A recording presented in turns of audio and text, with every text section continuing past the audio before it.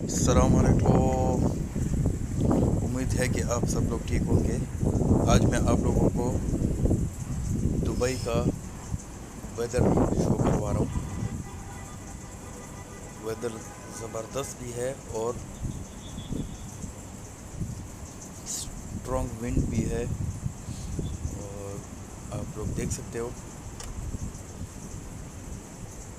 बहुत ही तेज़ हवा चल रहा है।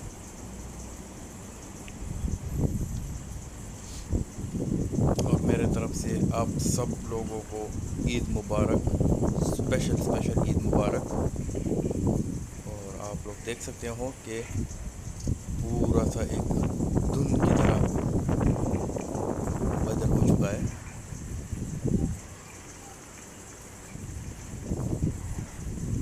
और इंशाल्लाह प्लीज़ दुआ करें कि ये कोरोना वायरस ख़त्म हो जाए। Thank you so much. अल्लाह हाफिज़। सलाम अलैकुम।